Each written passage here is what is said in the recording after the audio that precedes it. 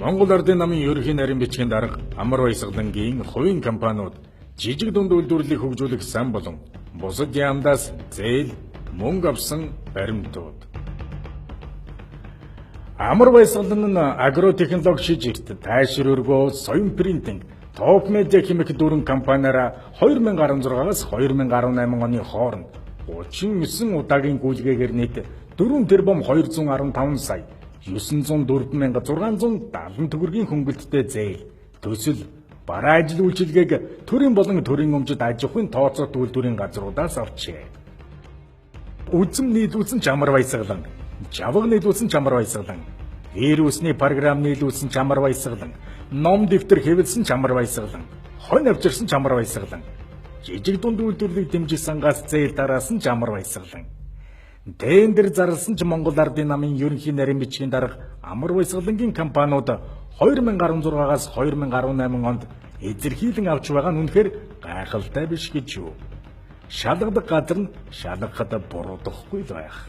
Монгол Ардын намын ерөнхий нарийн бичгийн дарга Амар Баясгалан 2018 онд авилгатай тэмцэх газарт гаргасан хөрөнгө орлогын мэдүүлэгтээ Жабко хязгаарлагдмал хариуцлагатай компани 50%, Хас медиа группийн 25%, соён принтинг хязгаарлагдмал хариуцлагатай компани 30%, топ медиа хязгаарлагдмал хариуцлагатай компани 30%, тайшрөргөө хязгаарлагдмал хариуцлагатай компани 30%, агротехнологи шижигт хязгаарлагдмал хариуцлагатай компани 30%-ийг тус эзэмшдэг хэмээн хөрөнгө орлогын мэдүүлэгтээ мэдүүлжээ.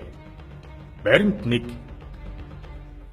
Амар Баясгалан 30%-ийг нь эзэмшдэг хэмээн авилгатай тэмцэх газарт мэдүүлсэн агротехнологи шижигт хязгаарлагдмал хариуцлагатай компани нь Сонгон хайрхан дүүргийн 21-р хороололд хөргүүрт агуулах, мал нядалгааны механикчсан цех бүхий мах ангилан боловсруулах үйлдвэрийн төсөлдөө 950 сая төгрөгийн зээл авчээ.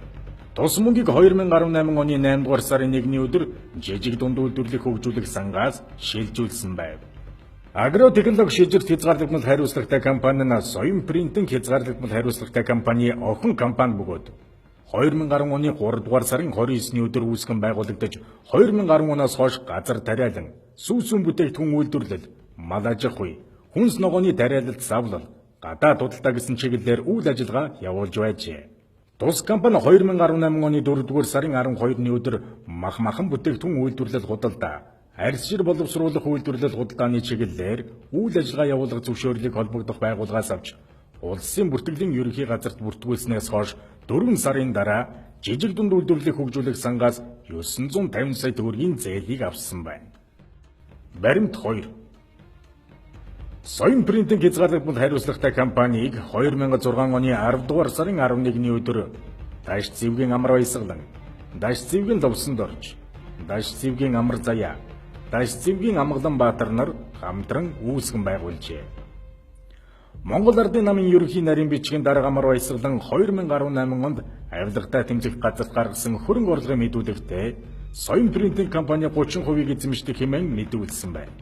2016 оны 8 дугаар сарын 10-нд нийслэлийн боловсролын газрын захиалгаар 6 сая 700 мянган төгрөгийн ажил, 2016 оны 10 дугаар сарын 5-нд нийслэлийн боловсролын газрын захиалгаар 6 сая 500 мянган төгрөгийн ажил, 2016 оны 12 дугаар сарын 26-ны өдөр хүний эрхийн үндэсний комиссийн захиалгаар 22 сая 880 мянга 450 төгрөгийн ажил, 2017 оны 2 дугаар сарын 13-ны өдөр улсын их хурлын тамгын газрын захиалгаар 6 сая 160 мянган төгрөгийн ажил, 2016 оны 11 дугаар сарын 24-ний өдөр Монгол улсын их сургуулийн захиалгаар 12 сая 250 мянган төгрөгийн ажил, 2016 оны 11 дугаар сарын 24-ний өдөр Монгол улсын их сургуулийн төрийн сангийн захиалгаар 8 сая төгрөгийн ажил, 2017 оны 10 дугаар сарын 4-ний өдөр боловсрол соён шинжлэх ухааны спортын сайдын А63 тушаалаар хэвлэн их бэлтгэх гэрээний үлдэгдэл 70% буюу 27 сая 539,400 төгрөг.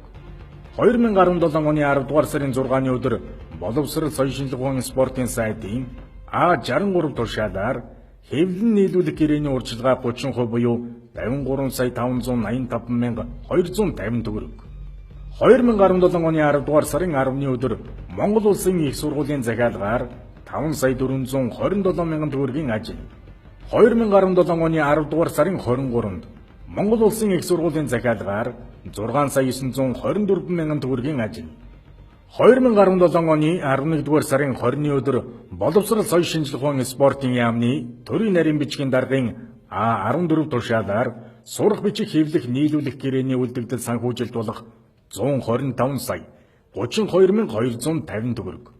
2017 оны 12-р сарын 22-ны өдөр боловсрол соёл шинжилгээ ухааны спортын сайдын А396 тушаалаар батлагдсан 2-оос 11-р ангийн сурах бичгийн нөхөн хангалтын нэмэлт гэрээгээр 29 сая 844 мянга 900 төгрөг.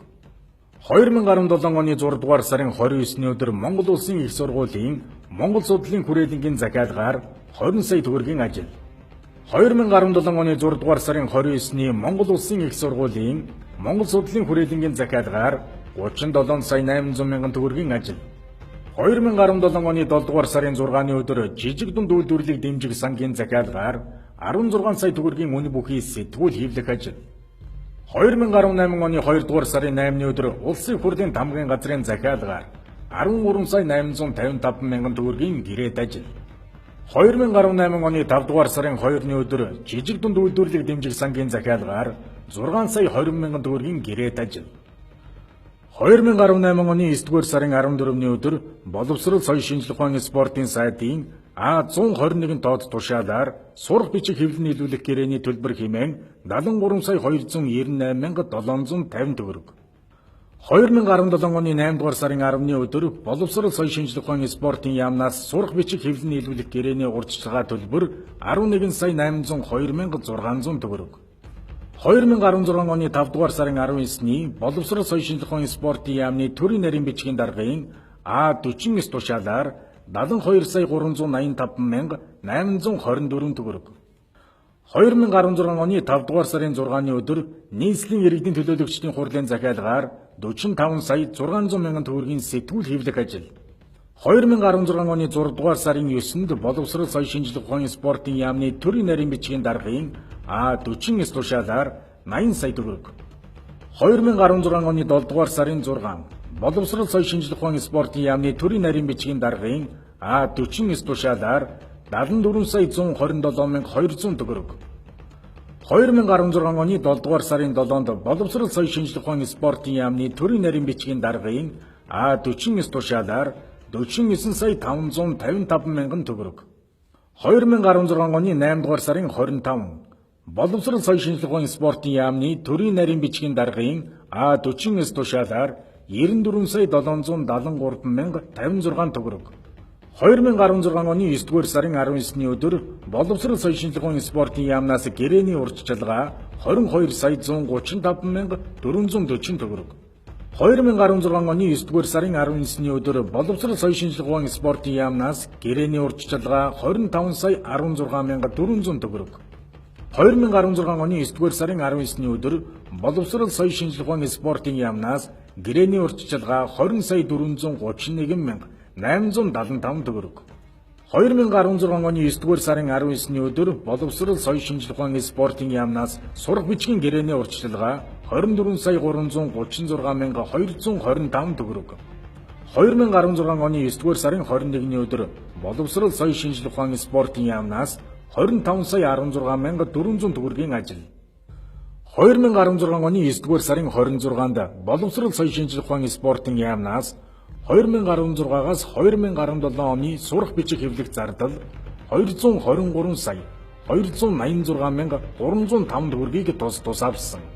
Монгол Ардын намын ерөнхий нарийн бичгийн дарга нийслэлийн иргэдийн төлөөлөгчдийн хурлын төлөөлөгч амар баясгалан 2016 оны улсын хурлын сонгуульд Монгол Ардын нам ялснаас хойш буюу 2016-аас 2018 оны хооронд соён принтинг компанида нийт 1 тэрбум 261 сая 783,325 төгрөгийн бараа үйлчилгээ хийж гүйцэтгэн хэмээн дээрх мөнгийг авчээ. Баримт 3.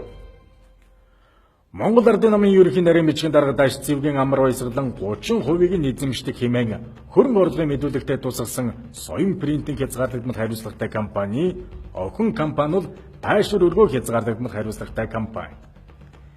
Энэ компани нь 2009 оны 6-р сарын 3-ны өдөр улсын бүртгэлд бүртгэгджээ. Анх барилгын засал чимэглэл, хэвлэлийн их бэлтгэх, хэвлэх, гадаад худлааны чиглэлээр үүсгэн байгуулагдсан тус компани 2010 оноос мал аж ахуй, газар тариалангийн үйл ажиллагааг явуулга болсон байна. Тайшир өргөө хязгаарлагдмал хариуцлагатай компани нь 2017 оны 2 дугаар сарын 14-ний өдөр жижиг дунд үйлдвэрлэлийг дэмжих сангаас 375 сая төгрөгийн зээл авчээ. Баримт 4.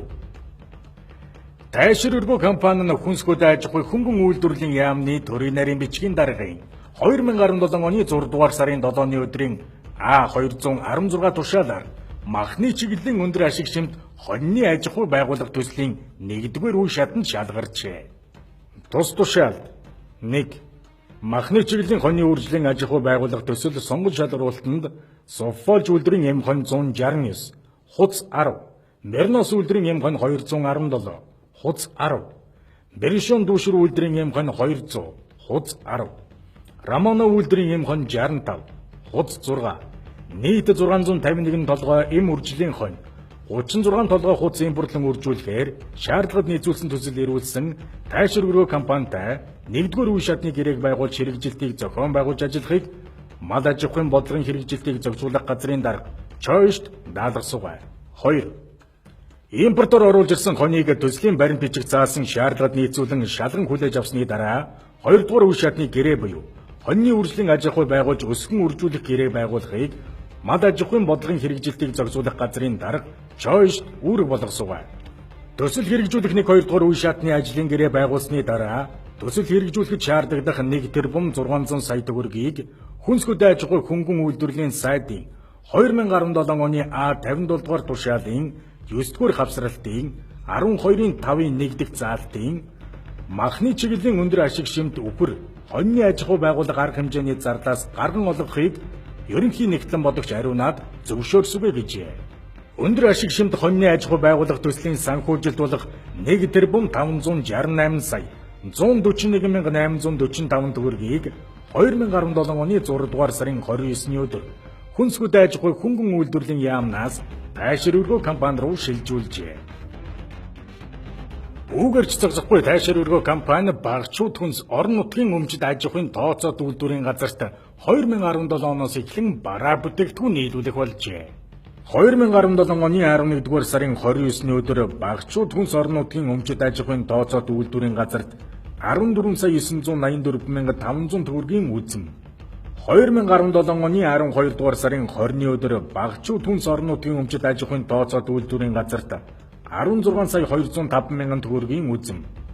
2018 оны 1-р сарын 29-ний өдөр багчууд хүнс орон нутгийн өмчит аж ахуй тооцоод үйлдвэрийн газарт 6 сая 125,000 төгрөгийн бараа. 2018 оны 3-р сарын 30-ны өдөр багчууд хүнс орон нутгийн өмчит аж ахуй тооцоод үйлдвэрийн газарт 10 сая 990,000 төгрөгийн үзэм харж авах нийлүүлсэн байв. Баримт 5. Нийслэлийн иргэдийн төлөөлөгчдийн хурлын төлөөлөгч Монгол Ардын намын ерөнхий нарийн бичгийн дарга амар баясгалан хөрөнгө оруулалтын мэдүүлэгтээ 30%-ийг нь эзэмшдэг хэмээн мэдүүлсэн Топ Медиа хязгаарлагдмал хариуцлагатай компани нь 2016 оны 3 дугаар сарын 3-ны өдөр гадаад хэргийн яамтай бараа нийлүүлэх гэрээ байгуулан 12 сая 675,000 төгрөгийн үн бүхий вирусны программыг нийлүүлжээ. Гадаад хэргийн яам уг вирусны программын төлбөрийг ICM-д зарцуулагдах хөрөнгөнөөс гаргасан байна.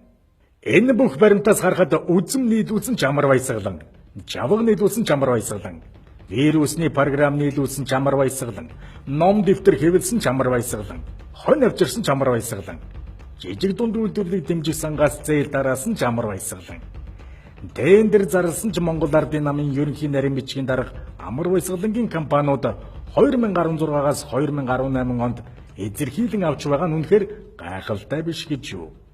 Шалгадаг газар нь шалгахад буруудахгүй л байх. Цензургүй сурвалжлага, ерэн сурвалжилсаар байна.